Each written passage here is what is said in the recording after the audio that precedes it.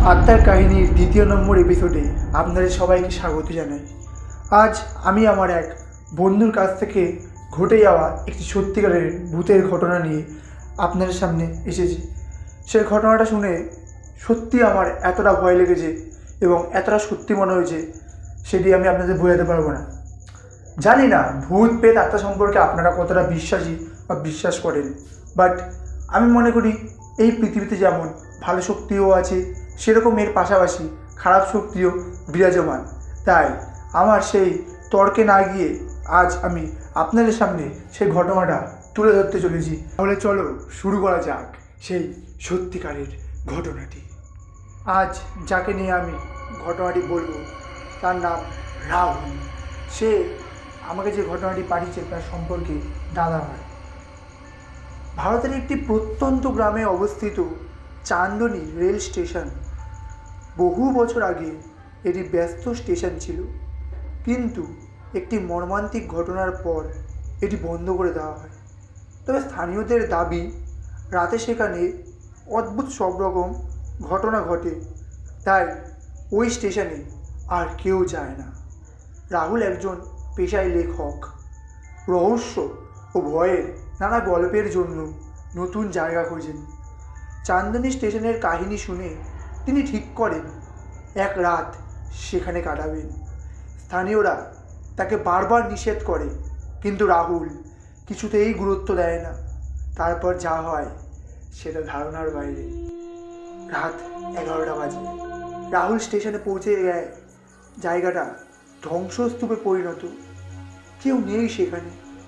ফাঁকা প্ল্যাটফর্ম, ভাঙা বেঞ্চ আর রক্ত। লাল চাঁদের আলোতে সব কিছু যেন অস্বাভাবিক লাগছিল। চারিদিক ধুধু পড়ছে। রাহুল একটি ভাঙা বেঞ্চে বসে নোট লিখতে শুরু করল। কিছুক্ষণ পর হঠাৎ করেই চারিদিকে এক অদ্ভুত আওয়াজ হতে থাকে। পায়ের শব্দ, কারোর হাসির গলা আর এক নারীর কান্না। রাহুল টর্চ জ্বালিয়ে শব্দের উৎস খোঁজে, কিন্তু কিছুই দেখতে পায় না। রাত 12টা বাজতেই স্টেশনের পুরনো ঘড়ি নিজে থেকে টিকটিক করতে শুরু করে। হঠাৎ রাহুল দেখে প্ল্যাটফর্মের দূরে একজন নারী দাঁড়িয়ে আছে। লাল সাদা শাড়ি পরা। অন্ধকারে তার মুখটুকুও স্পষ্ট দেখা যাচ্ছে না। দেখে মনে হচ্ছিল যেন এক ভয়ানক ছায়ামূর্তি দাঁড়িয়ে আছে। রাহুলের গায়ের লোম খাড়া হয়ে গেল। তারপর নারী ধীরে ধীরে রাহুলের দিকে এগিয়ে আসে। রাহুল ভয়ে পেছোতে থাকে, কিন্তু তার পা যেন আটকে যায়। নারীটি তার একদম সামনে এসে বলে, তুমিও কি আমাকে ফেলে চলে যাবে? সবাই তো চলে যায়। হঠাৎ করে তার মুখে ঘোমটাটি তোলে, আর তারপর যা দেখলো রাহুল, নারীর মুখে দগদগে পোড়া দাগ, আর তার চোখ যেন লাল জবা ফুলের মতো হয়ে আছে।